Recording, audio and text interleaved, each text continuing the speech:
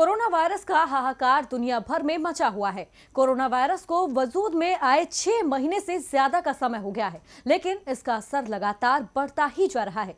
अब तक जो देश इससे बचे हुए थे, वहां भी कोरोना ने दस्तक दे दी है और ये वायरस लगातार दुनिया भर को प्रभावित कर रहा है। लेकिन क्या आपने सोचा है कि अगर कोरोना ज्यादा वक्त तक रहा तो क्या क्या आदतें आपको अपनानी पड़ सकती हैं और क्या नहीं? एक रिपोर्ट देखिए।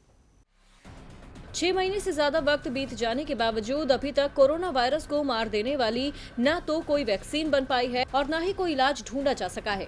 विश्व स्वास्थ्य संगठन यानी WHO भी हर एक कोशिश कर इसका विश्लेषण कर रहा है।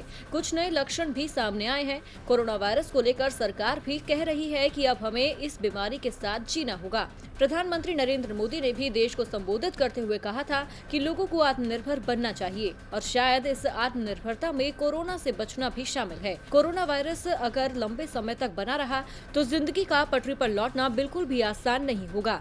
हर एक शख्स को सतर्कता बरतनी होगी और खुद ही कोरोना से बचना होगा। कुछ आदतों को बदलना पड़ेगा और कुछ आदतों को अपनाना होगा।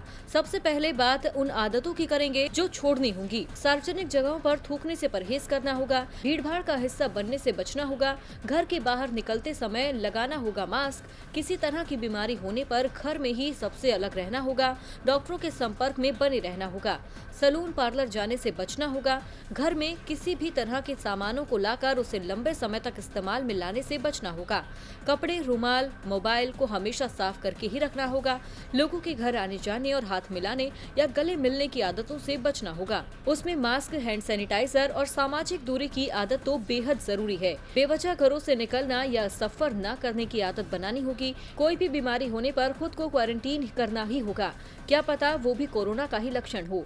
पब्लिक प्लेस के इस्तेमाल से बचना होगा और किसी भी यात्रा के दौरान बेहद सतर्कता बरतनी होगी।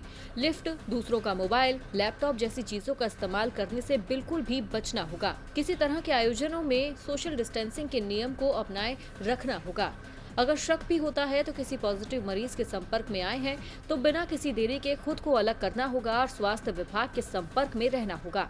अगर छूने से फैलने वाली इस बीमारी से बचना है तो ऐसी बहुत सी आदतों को छोड़ना और अपनाना होगा। जब तक कोरोना वायरस की वैक्सीन या दवा नहीं बन जाती, तब तक आत्मनिर्भर होकर खुद ही इससे बचना होगा। साथ ही इम्यूनिटी और सोशल डिस्टेंसिंग को प्राथमिकता देना बेहद जरूरी है।